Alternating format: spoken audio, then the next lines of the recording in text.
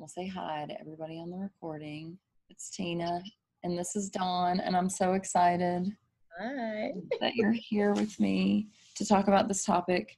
I'll just give an intro on that, and then we're going to hear about Dawn's experience that kind of prompted her to contact me and for us to even decide to talk about this and make a video about it to help other energy workers who are out there and experiencing these same things.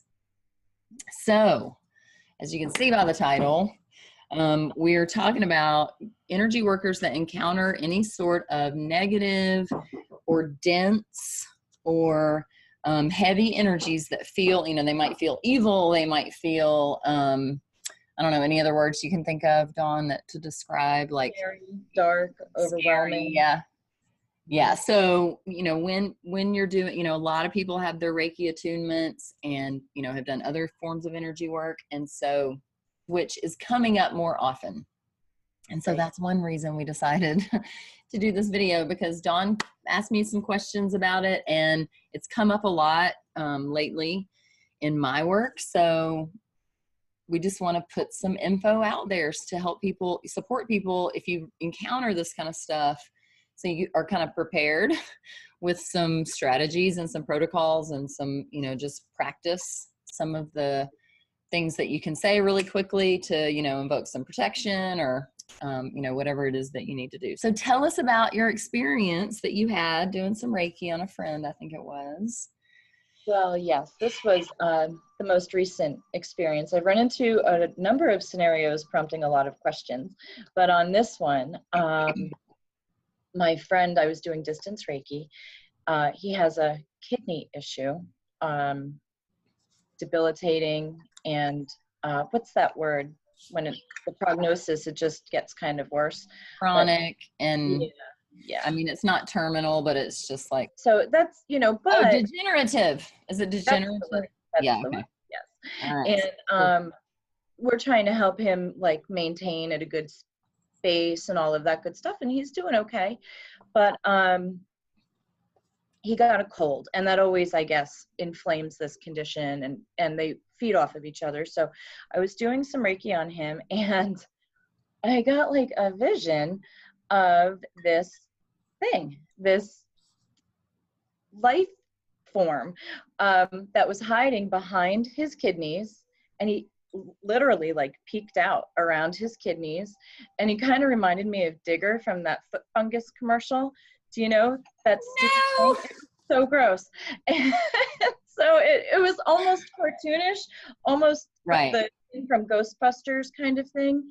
And it really took me by surprise, because it was like mocking and laughing. Yes. And cartoonish. So I don't quite know. I know I didn't imagine it, but I don't know if it's the manifestation of the organic disease, or if it's some other attachment or entity that might be making the disease, PS, right? And how would I know there are folks that can kind of break curses and family karma things and all of that. I wouldn't know where to start. And so what did you do when you, after you did you end the session, or did you just move somewhere else? I was already at the end of the session, and it was a very impactful session for me. My experience was pretty intense, more than usual. So I was wrapping everything up. We had literally cooled down. I felt the temperature change. Both of us had really cooled down, and then I saw it. And he didn't experience any relief from that session. So I kind of felt like mocked, and haha, here I am. And I'm like, oh, holy shit. So I'm going to have to call in some big guns and ask some questions, because I want to help him. And wow. Yeah. And it's pretty intense when you have these experiences that are they're real. It's, there are so many different like names and ways that we use to describe these experiences, and entities or whatever you want to call them, you know, it's in, you're seeing into kind of another dimension or another kind of layer of reality, you know, another spectrum. That's a good way to think of it, right? Because, you know, we can't see the entire you know, even the entire spectrum of light we can't even see with our eyes. We can't hear the entire spectrum of sound with our ears. Like, why do we even think that, you know, we know everything that's happening right around us? No, there's a lot going on that is, you know, not all of it is, now I will say not all of it is evil, like, you know, the worst, like a horrible curse that's, you know, it's never going to be able to be broken, or what. Like, it's generally not, you know, the worst news ever, right? When you encounter these things, because there's a spectrum of this too, of this experience where there, you know, this little kind of cartoonish mocking, you know, like, you know, like that. I mean, I'm going to venture to guess that that's not, you know, like one of these like really hard to get rid of, you know, it sounds like. Now, sometimes they're in teams and groups, and, you know, there's some that are connected to the other ones that if you get the big guy, you can, all the rest of them have to go. Like, that's a thing. So before we like just kind of go through the protocol, let's just kind of go, we'll just say a couple more words about just kind of some of the common fears about doing this work, just to kind of, you know, for anybody else that's like, holy crap, what are they even talking about? You know, like, this is, you know, it is something to pay attention to because of the multiple personality issues. DID is one diagnosis. Soul integration issues. Soul integration is an issue for almost every human. I mean, most of us have a fragment or two that is, you know, kind of splintered off, just, you know, and it might just, it's, you can think of it as your inner child sometimes. Like, that's sometimes, you know, a way that we name that. But it's just a little splinter in our soul that's a result of trauma. And it can even be kind of like benign trauma that, like, you know, just a 4-year-old got their feelings hurt really bad. You know, like, you never know what the trauma could be. It could be slipping on the ice and having a physical trauma, right? There's lots of different ways that these get in. But so it is, I'm glad that you didn't just like start like engaging with this. Oh yeah, no.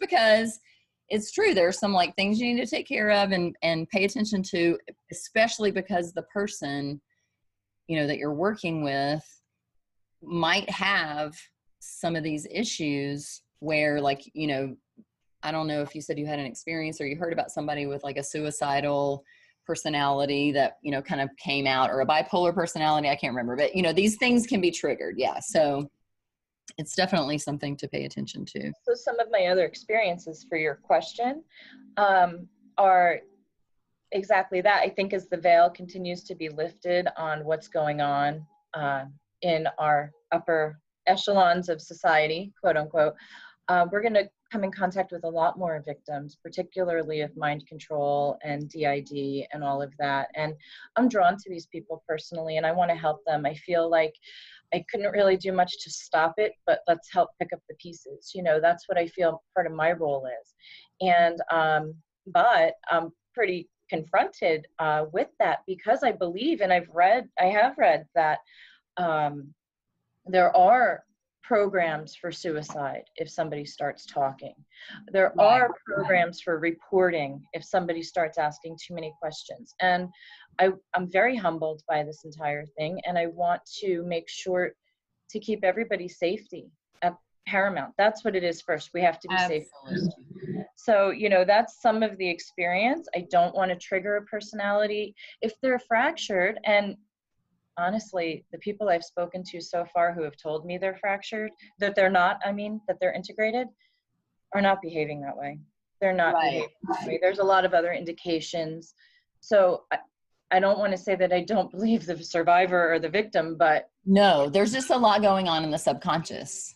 There's Right. so much going on in the subconscious that, And a lot of these people are out there with nowhere to turn and nobody to help them, you know? So I feel like we're all kind of learning together, because I don't feel that there's been a lot of public education about what to do. There's a lot of professionals that don't know how to handle folks that have had these experiences. So, you know, I tried to follow a little bit of a list of what to do, but then I'm kind of at a loss.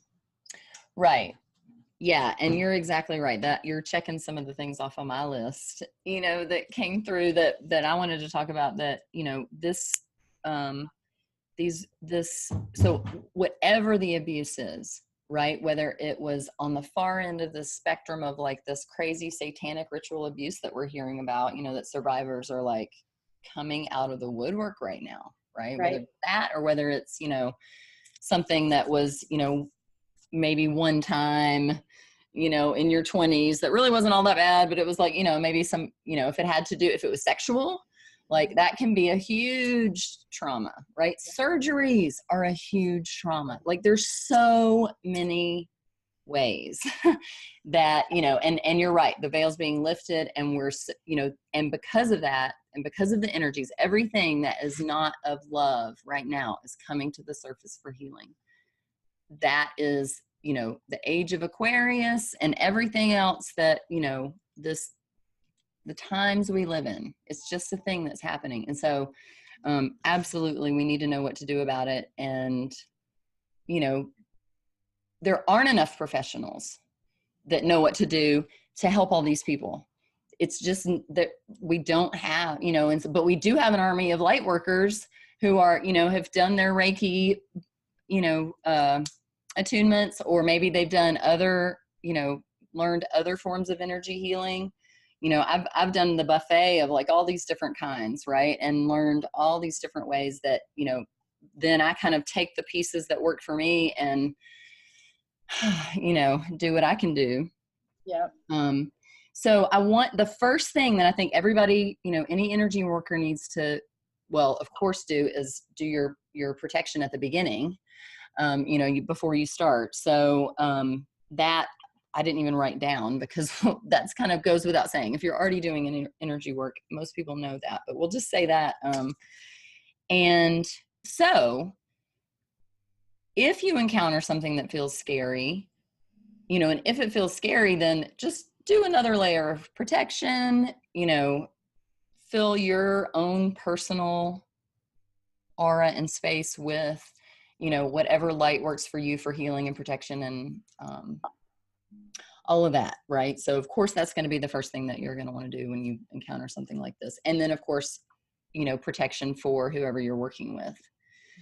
So that's just back up from the protection that you've already done. And then the next thing is to ask permission, like, is it safe and appropriate right now to engage with this entity? You know, and if it's a yes, you know, personally, I would ask more questions before I would just start engaging, right? You know, if you get a yes to engaging, then I would also say, well, is it safe and appropriate for me to remove it? You know, and if I get a no to that, then I would probably just engage with it a little bit, you know, give it some, you know, we can talk about some stuff to say.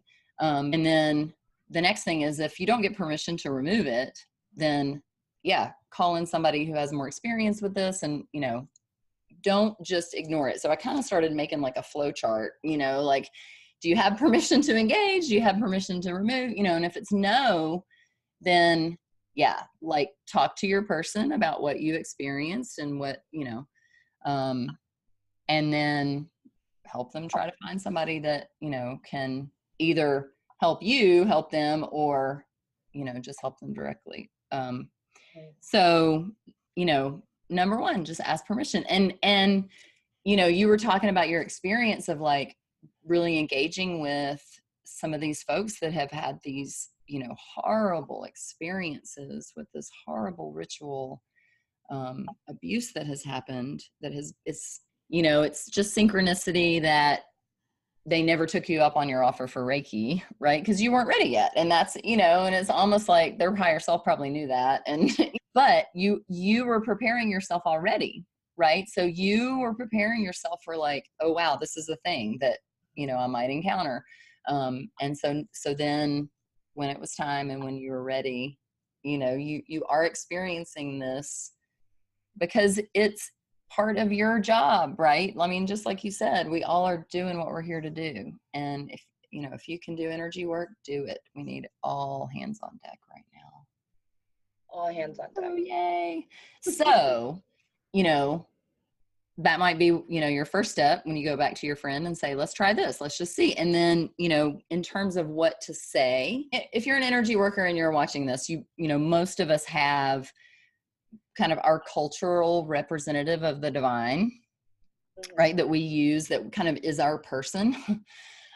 You know, so personally, I believe that there are many ascended masters, that, you know, Jesus is one of them. So if Jesus is the one, if the light of Jesus is the one you want to use to protect, you know, in the beginning, and then at some, you know, if you ever encounter anything scary, or if you know, if it's Reiki energy, if it's, you know, whatever energy you call it, whatever words you use, that is the first thing that I invoke, is just like, you know, the presence and the power and the light of unconditional love is here with me, is protecting me, you know, like really just move into your own authority. Mm-hmm. Right. Right. That's the, right. You know, the first step. And if you're not feeling strong in that authority and bringing the light in that moment and the unconditional love in that moment, then, you know, it's time to end it and just, you know, regroup and then see where you're going to go from there. Right. And, you know, and you can also end the session and then do some muscle testing, or do something, you know, with your partner that you're working with, to like ask about, you know, permission to remove it, permission to, you know, whatever needs to happen. Okay. So there are a lot of, you know, that's why it's kind of hard to talk about this and teach like protocols of how to do these things, because there's so many variables, and it really is like, you know, kind of a flow chart. But so after protection is evoking the authority of the light and the healing energy of unconditional love that you have the authority to bring, right? That any, I mean, any human that still has a heart has the authority to bring this light, right? And this healing energy. So there's no reason to fear, but we feels kind of, you know, it can feel scary too. That's not we're not imagining that, and it's not, right? Well, I mean, you know, so I can speak a little bit to what you're talking about the authority. I really appreciate that tip. And that doesn't seem like a big gap to bridge for me, because I'm working on God's behalf, or whoever you call him, or however you say it. So I'm doing that work. That's the point. And what was cool was that there was no personal fear. I wasn't scared, but I was scared of hurting my friend. I was scared, like, you know, like if you've got a family member in the hospital, don't piss off the nurses. I was scared for that. You know what I mean? So I was like, I'm just going to go now, and we'll be right back. And I didn't even talk to my friend because I don't want to freak him out or stir anything up. Yeah. So I will always now going forward, but I needed to check in with somebody. Yeah. And that's a good thing to bring up, of like, okay, if it takes you a couple days to get in touch with somebody that can help you with this, like, it's going to be okay. This person has been living with this, you know, whatever it is, you know, all this time. And, you know, and the fact that you didn't engage and that you just were like, okay, you know what, whatever, you know, I see you, but you know, and just the fact that you have that intention, right, that you're doing God's work and that you're bringing the light, already gives you an advantage over these dense energies. And that, again, is the, like, there's so many words that we can use to describe, you know, the way these energies show up, and belief systems can get in the way and can really like kind of freak us out, you know, especially when we'd have to try to start talking about this stuff, you know, especially to the person who maybe has this, you know, thing that you witnessed, you know, in their energy field. So definitely tread carefully, and don't be nervous to tread carefully, because, you know, they've been living with it all this time and it's going to be okay. And, you know, you didn't upset an apple cart, right? So I think that's absolutely, you know, you did the right thing, right? You know, you heard that guidance and you followed it. And so high five, right? That, you know, that you do have the tools, right? A lot of this is about us understanding that we already have the tools that we need. We just have to get in the habit of remembering to use them at the right time and the right, you know, like the flow chart of like, okay, if this happens, oh, invoke this energy. And if this happens, evoke this energy. And, you know, because it's true. When I was doing my Reiki 1 attunement, I had a toddler who didn't sleep, and we didn't know at the time he was autistic and had, you know, this horrible sleep disorder. We just thought he was still not sleeping. Like he was still sleeping like a newborn. Right. But he was over a year old. And so I'm like sending this distance Reiki right home, you know, while I'm doing my class. And I'm like, okay, you know, can't wait to hear from my husband. Like what happens? Did he go to sleep or what, you know, cause this was in the evening. It was like an evening class. And he was wired. He was like more agitated and more awake than he normally even is, which was already bad. You know, it was like, and so I went to the, you know, the Reiki master. I'm like, what? And she's like, well, there's different like flavors of energy, for lack of a better word. Right. You know, like, I don't even remember what she said, but that's the way I describe it now. Like, you know, there's different ways to bring through the energy and, you know, kind of direct the energy. And there's so many different things to remember that it just takes practice, right? We just have to kind of create some protocols ahead of time, you know, to deal with whatever we're seeing over the next hill. We just only have to see over the next hill, right? Which you were already doing, right? You were already like kind of engaging with people and thinking like, okay, I might encounter some of this. And you were already totally preparing yourself. So yeah. And I think so I think that's all we've got is a little bit of preparedness, like fire safety or something, you know. Yes. And when you don't know, do trust your instincts. You know, I want to call it luck in how I handled it, but no, I really just followed my instincts, and it's very validating. Thank you. Yes. You know, hear that stuff because you're really not sure, but it's huge. It's huge. Yes. And now that you have that experience, we're just going to expand on that, build on that. And then, yeah, so many, and then you'll have more people coming, right?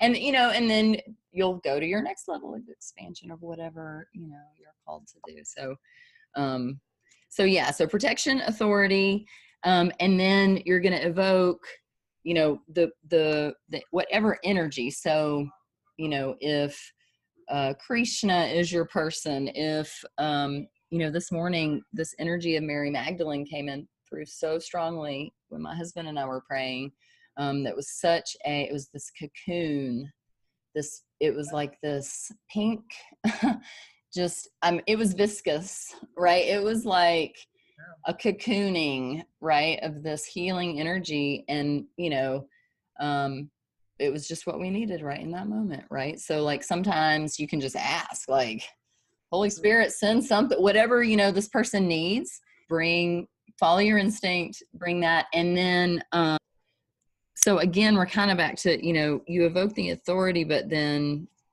it's just almost like I'm kind of like always going through another layer of protection and another, like, you know, like looking for, how can we go through this really carefully? Okay. Because, you know, I got a little confused about adding extra layers of protection as if I didn't have full faith in my first layer. Do you know what I mean? So that kind of rattled me up a little, and I was a little uncertain about that, actually.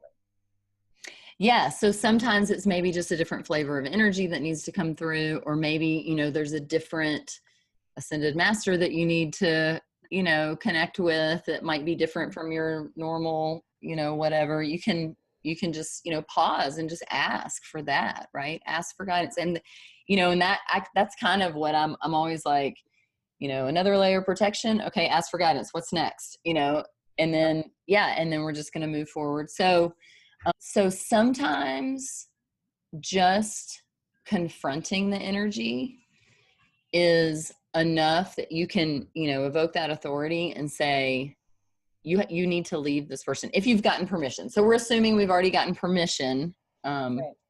to remove. Yeah. You can use, like, you can actually, people that already know how to do energy work know this, but as you kind of do whatever it is you do to kind of pull these energies out, or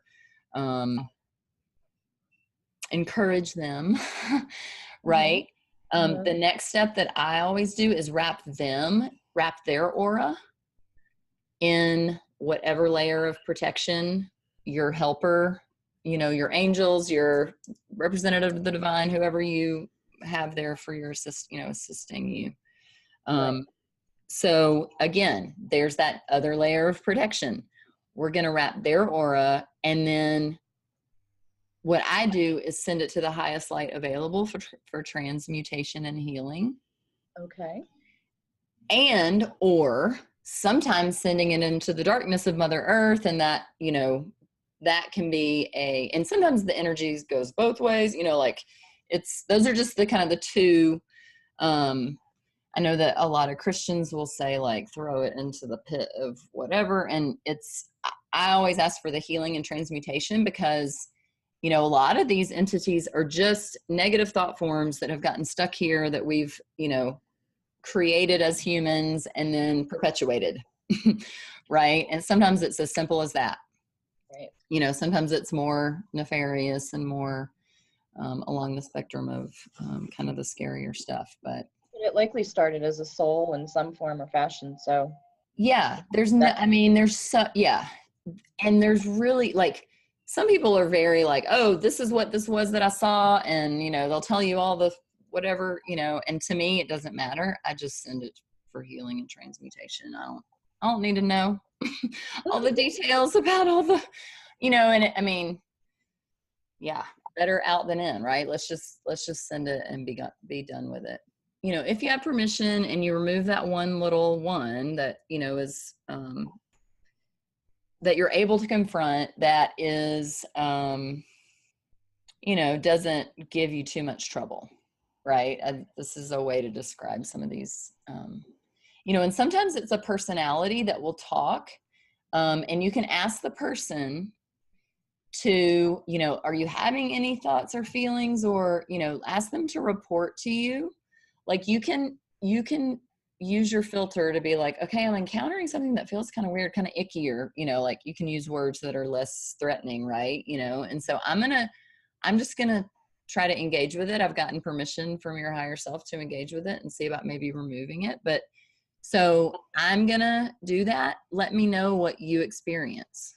Right. And then sometimes you will get that personality, right? That's repeating all the lies. So that's the part that we were talking about, how, like, when you're interacting with a abuse survivor, and, the first thing that you need to do is show them unconditional love and remind them that they didn't deserve, whether, and then, celebrating the fact that they survived, right? All of that is, an important piece of it, because usually it's that part of that personality, or that splintered off part of that, that is telling them those lies, that is perpetuating those lies in that person's system, perpetuating the shame, perpetuating the feelings of, like, it was their fault that they were abused, or that it was, somehow that they deserved it for whatever reason, right? All the lies that they were told overtly, but also, some of these negative thought forms, negative entities are also perpetuating those, right?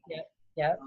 The voices in our heads are real, right? Sometimes they come from our parents, right? I can hear my grandmother saying certain things, and there's those voices, there's all these different voices, right? And we have to discern, and it's hard to discern because when these splintered parts of ourselves are speaking in these wounded ways, it is a part of us, right? It really is. So sometimes it comes out in that way, and you can talk with that part of that person, that splintered off part, whether it's something that you feel like is separate from the person, or whether you just think it's a splintered off part of the soul, you can talk with it. And then that's when you can, ask it to receive the healing light of unconditional love. Right. And, it might argue with you, right? It might say, I don't deserve it. Right. I did bad things, so I deserve to keep feeling this way. Right. And so sometimes it's like this, like little mini psychotherapy session, with the negative thing that you're dealing with. Right. And so, whatever pieces need to go, seal them up, send them, let them go for transmutation and healing. And then, I always ask, the cultural representative of the divine to send more healing energy into that wounded place, right? So when we get that entity gone, there's a wound there where that it was attached. There's scar tissue. Sometimes it's physical, right? It's probably physical with the kidney stuff. So that's when, again, next step is healing, right? And sending that light in there. And then that's when I really encourage the person to say out loud, I accept the healing energy of unconditional love. The healing energy of unconditional love is flowing through me now. Help them with ways they can visualize that energy coming in. Whatever kind of light, whatever color light they like, they can pick the color. You can suggest colors. Like if you're led to do that, that's the next step. Once you get the thing gone, and it's really very easy to get the thing gone usually. It really doesn't take very long. It's like a few, exchanges back and forth kind of, but I'm here, and the person might be saying, well, I'm hearing like, I don't deserve the healing energy of unconditional love, or, like whatever they report to you, or they might just be feeling intense shame, right? You can ask them like, where do you feel it in your body? Right? Prompt them with the 5 senses. Are you seeing anything in your mind's eye? Are you hearing anything in your mind's ear, I guess you would call it, right? Are you feeling anything in your body anywhere? Taste and smell sometimes comes up, right? All of it counts.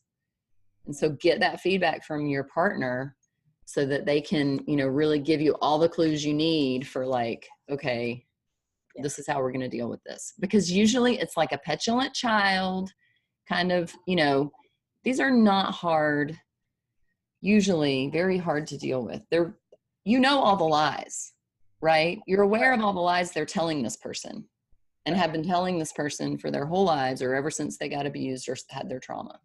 Right. And you have that authority where you know the truth and you can speak that truth to this splintered piece of this person or this, negative thing that needs to go. You can speak that truth to that, and they don't have a leg to stand on, right? They're like, okay, yeah, well, I guess you're not wanted here. This person is no longer, there's lots of things you can say. You're no longer allowed to stay here. This person is being healed by the light of Jesus, or whatever you want to say, right? Whatever your thing is that you say.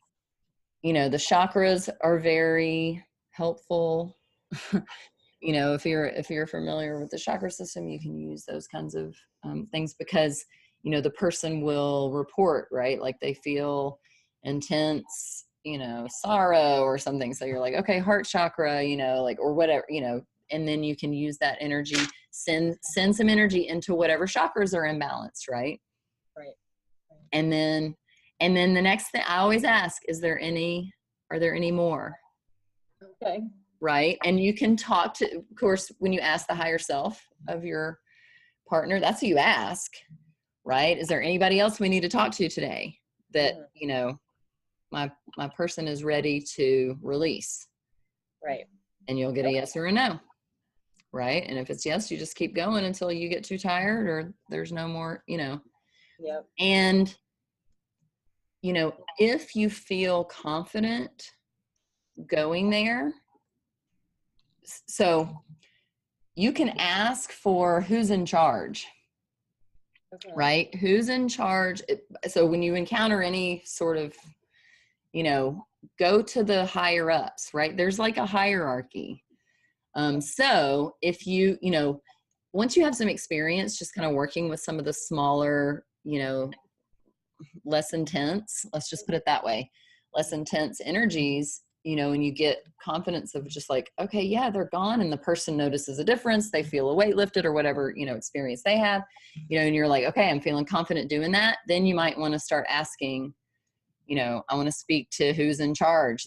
And then that might be the time that you're like, okay, yeah, now we're going to go like find somebody that is familiar with this kind of stuff. Right. That might be the point where you decide, okay, I'm going to pull in some extra resources and whatever. But, I think a lot of people can absolutely work with these sniggly little, I don't even know the right words, right? It's, I want to call them critters. Yeah. Critters is a really good word. Yeah. And, once you get confidence working with that, then you can kind of expand. So maybe that's video number 2. Great. Okay. As long as you're listening to your guidance from spirit, and your intentions are of the light and for healing and wholeness and the highest and best good of you and your partner, you're gonna get the guidance you need. You're gonna, the right whatever is gonna come to you that you need, The distance part of it. So you don't have to ask them for these permissions out loud, right? I mean, that's the surrogacy part of it too. So when I do go into surrogacy for somebody, I do ask out loud most of the time. Like with my kids and some people that I've been in surrogacy for a lot, I might not say it out loud. But you don't have to be out loud to them on the phone or in person or anything. Or do you? Well, no, you can do it before you call them. Okay. Or you can do it before you tune in. Okay. For sure. Okay, good. Check it. Is it because the person that would be weird to the person? Well, usually there isn't any verbal communication ahead of time or anything. So it's just a logistics question, really. Oh, yeah. You can go into surrogacy anytime. Yeah, they don't have to be on the phone with you. You don't have to say it out loud. But yeah, I mean, I do, if I'm not with the person, I'll just say it out loud. Most of the time, there are some things that we can do silently, but saying it out loud is much more powerful. The healing power of sound is underused, underestimated. And that's another piece of it. I'm glad you're saying this because I don't know if I even wrote it in my notes to say it, is that whatever we speak in the name of unconditional love is true, and they have to comply. It's true on their realm too. Okay. Right? So that's why they're so like, when you speak the truth to them, they're just like, okay, yeah, all right, I'll go. And they go with their tail between their legs, pretty easily. You might get a little bit of pushback. And, and then also I will say there are times when I get a moderate amount of pushback. And, actually in retrospect, I feel like that kind of more was like a group, right? In the times that's happened, because the person I was working with was maybe like, I probably didn't use the word negative entities and stuff like that. I just maybe was talking about their inner child, or, like, I want to talk to your inner child. I want to talk, we'd get to a place where like, okay, when you were 8, you had this trauma, right? We've asked, we've followed the yellow brick road to like, what's the origin of this trauma? What, do we have permission to take it out? So it's the 8-year-old, and so then I'm just talking to their inner 8-year-old. Sometimes that's a way to say it to a person who would freak out if you said negative entities or, fractured soul or anything. This does not mean that you have multiple personality disorder. If you have, we almost all of us have a piece of our soul that is just, it's a defense mechanism. It's absolutely a gift from the divine that we're able to compartmentalize in this way so that we can get through life, and do things like break the cycles of abuse. Yes. right? We can get in touch with our main soul, our higher self, which is like the main piece of our soul. And the little splinter parts are just like those wounded inner children. You know, sometimes they show up in different ways, but it's all just pieces of ourselves that are ready to come back and be integrated, right? And unity is where we're headed. Right. Unity of the collective, where we're all one, you know, in all life forms on earth, but also unity within each of our own souls. Yes. And I think it has to start at home first, individually first. Like everything else, that's the only way to do it. I mean, yeah, we can do mass meditations and we can, you know, do some like mass energy work. That's totally a thing. But yeah, it's really one person at a time. And that's why we got to do videos like this and get people comfortable doing this work and just going ahead and taking care of it when you know, especially when you bump up against these, you know, like you said, these ones that are like mischievous little, you know, they're, you know, it's just like a little kid smoking behind the schoolhouse, you know, like it's nothing to be afraid of at all. Right. And if you get permission from the higher self, you're cool. So how do you feel now? Like, do you feel like you could take care of it? Yeah, definitely. Thank you. I really appreciate it. And, you know, we're going to take care of this business and, you know, kind of get these experiences under the belt. And, you know, if you got to do anything, you kind of want to do it right and for the best good. And, you know, that matter. Absolutely. Be careful for sure. Yeah. But yeah, and absolutely, we have the authority to do this work and to heal the world, man. It's happening in small pockets. And so many people need it. Oh my gosh, it's so bad. So many people need it. I mean, I don't mean to be a bummer, but it's true. And they're hurting and they need all the help they can get. Like, you know, and when we originally talked about doing this, that was one of the things that I was thinking about, like, that we do, is that when you encounter a news story, you know, about like some of these things that are coming out like this, you can do this work. You can just send, you can ask, you know, of these dozen kids that they just rescued, you know, are there any of them whose higher selves are saying, yeah, it's safe and I'll do some, you know, like you just ask. You can just focus on this group of arrests, you know, and I'm sending energy to, you know, my husband does energy healing, not for any sort of, you know, like that's not his passion at all. He's a very reluctant, but sometimes he just feels like, oh, I just need to send some energy to like over there. I don't know, maybe there's an accident, you know, like over that hill. But like sometimes that's just what happens. And you can do that just because you read that news story and it does get you down, right? And you feel so powerless and hopeless. And that is not a vibration that any of us energy workers need to be staying in for any length of time. Right. And so when we have these tools, we can do something. And we can turn off the news and do something, you know, like we don't have to stay plugged into that reality. Right. Because staying plugged into that reality and in that fear of like all of those horrible things that are being uncovered right now is not helping it. It's perpetuating it. It's keeping it covered up, you know, like, so yeah. So that is I'm so glad that the conversation ended up there. Cause that really, I mean, in a lot of ways, when you were first talking about this, I was like, this is really important for a lot of people right now because, you know, I'm feeling that when I was a child, like my whole, you know, life, I've been very affected as an empath by looking at the news and looking at, you know, any sort of abuse or starving children or any, you know, I can't handle that shit, man. Right? No, I know. Oh my gosh, I know what you mean. And if I had those tools back then, right? Like I can't just imagine all the depression that I could have maybe avoided, you know, just to be able to see that and then say, you know what, I'm gonna send all the healing I can to whoever needs it in that situation, but I'm protected in this bubble and I'm gonna stay centered and I'm gonna stay grounded and I'm gonna stay whole and not let my fear carry me away into that abyss. Yeah.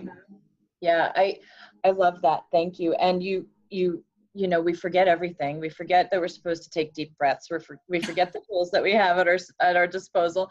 We forget everything. But to your point about putting your attentions to the horror of it all, but if you can lift up that person, A, you might be the only chance at light that person gets, and B, once lifted, well, then the healing is exponential. Yes.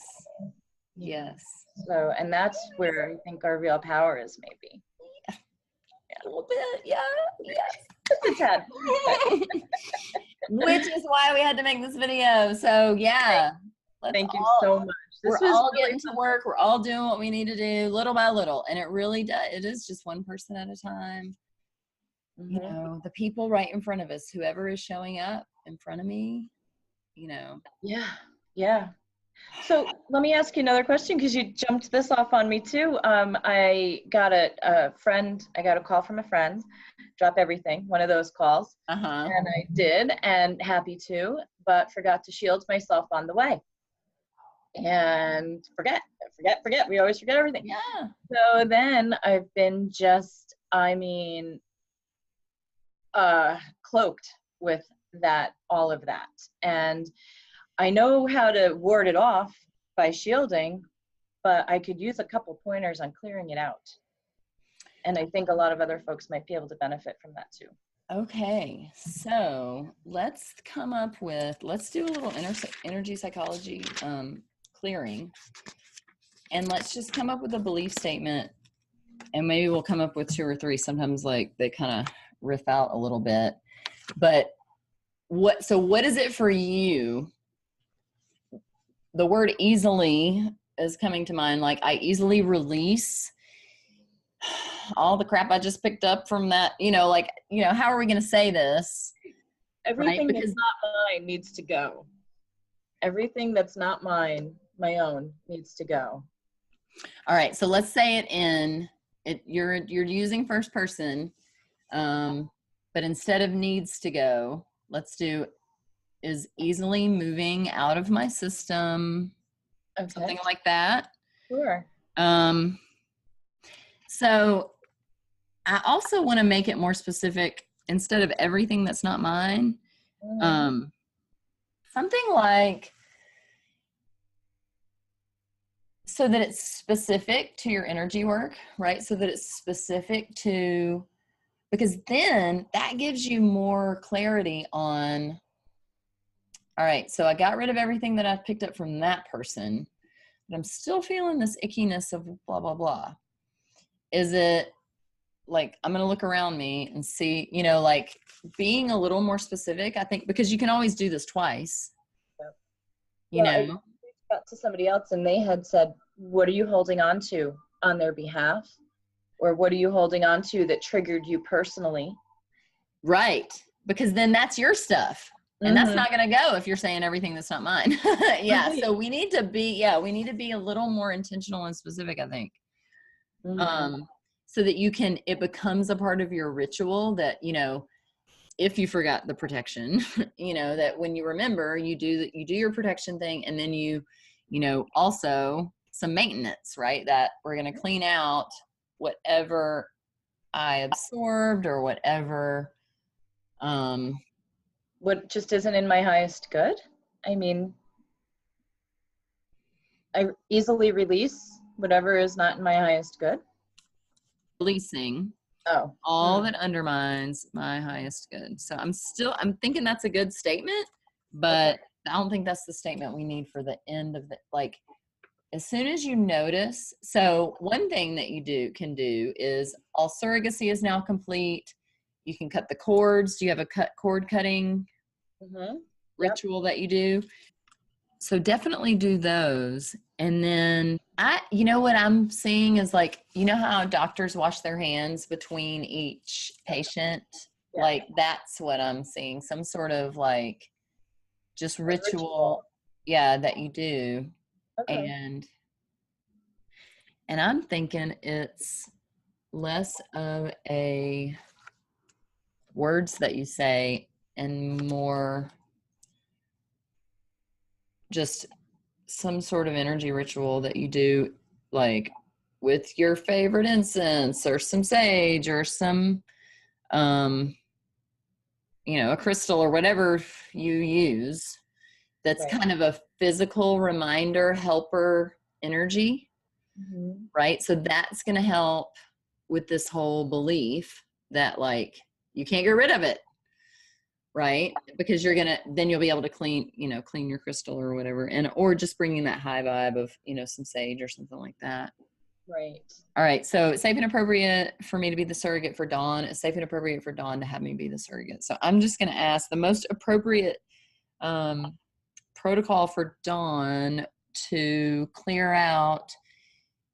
I'm just going to call it residual energy from healing work is something physical, something with words. Okay, so I'm getting yes to physical and no to any sort of, I think the words are going to come to you. Okay. When you do your smudging, you're just going to be able to say the right things of like, and so for anybody that's not as experienced with energy work, you can use a statement like, I easily release, let's just do that. And I release all residual energy from my system. Oh, yes. Some of them aren't absorbed and they're just in your aura. They're just floating around because it's quick. I now release all residual energy from my system and cleanse my aura, my being. I like being too. Cleanse my being with, fill in the blank with your light of unconditional love or whatever you want to, whatever energy you want to use to send it into that place to cleanse. And, and I just say all surrogacy is now complete. And that usually helps me just like kind of get all of that. If I notice that I forgot to end surrogacy, after I'm working with somebody. So there's lots of things you can say. There's no wrong answers, right? For everybody out there that's watching, use the words that work for you. And all of these are just suggestions, right? For, you to incorporate with whatever feels right, whatever flows, whatever spirit guides you to, say. But I do like to have some protocols kind of handy and prepared so that when we are a little discombobulated, we can take care of it, right? TCB, taking care of business. I said we were going to do an energy psychology balance. Do you want to just do one? I don't know. Let me ask. Dawn needs to do an energy session. All right. I'm getting a no for that. So I think whatever you're kind of smudging or that you like to do will be good. And then you can just play that by ear. And I'll just say it out loud. I'll type this out in this one. I now release all residual energy from my system and cleanse my aura or my being or my energy body with the light of unconditional love. And then I accept the healing energy. That's always a good one to add. Accept all that healing energy to just take care of whatever, because when it's attached to you after somebody else's stuff, it's attaching to your trauma and your scars and your, there's stuff underneath there always that can be healed. Otherwise it wouldn't stick to you as well. Right? So it's an opportunity, right? When we forget to protect ourselves, that's probably just like spirit being like, okay, we're going to have to like remind her with some, some extra whatever. Yes. Right. Yes. And then it's a reminder for us to always be doing our maintenance and our healing. Yes. And it's hard to remember also, but it's so important.